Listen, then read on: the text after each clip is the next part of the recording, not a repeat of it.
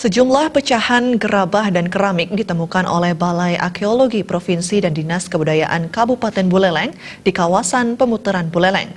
Benda-benda tersebut diyakini peninggalan masyarakat pada zaman prasejarah. Sejumlah warga dan petugas melakukan penggalian di lokasi tanah milik warga setempat. Lokasi penggalian ini berada di dekat pantai dan termasuk dalam kawasan Bukit Ser yang dikenal memiliki aura magis yang tinggi. Ada 2 kotak penggalian yang berhasil dibuka sejak 27 Juli dan dijadwalkan berakhir 10 Agustus 2019 mendatang. Dari 2 kotak itu, peneliti menemukan ratusan pecahan gerabah dan keramik. Selain itu, peneliti banyak menemukan cangkang kerang yang ikut terkubur sejak ratusan tahun silam. Temuan ini semakin menguatkan di lokasi ini terkubur benda-benda dari zaman purbakala.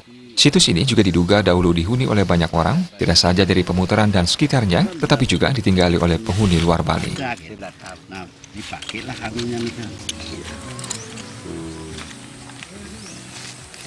Jadi dari sini kan nanti kita tahu belah menahan, dari luar dia pakai cat nih. Di daerah ini, yaitu daerah utara ini, banyak sekali kehidupan yang sudah ada sentuhan langsung dengan dunia luar. Contoh seperti ada tumbuhan-tumbuhan semacam gerabah ini. Itu gerabah ini kan di masa-masa silam atau di zaman Bali tua ini, tentu itu ada istilahnya ada pendatang dari luar. Mungkin barang-barang ini dibeli secara mereka belum mengenal uang barangkali, mungkin dari sini mereka diberikan katakanlah potensi apa yang ada di sini.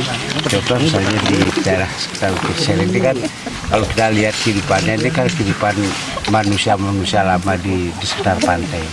Nanti mereka akan memburu ikan, jadi memburu kehidupan yang ada di laut.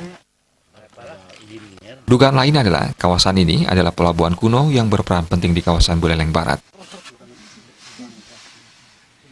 Komang Yuda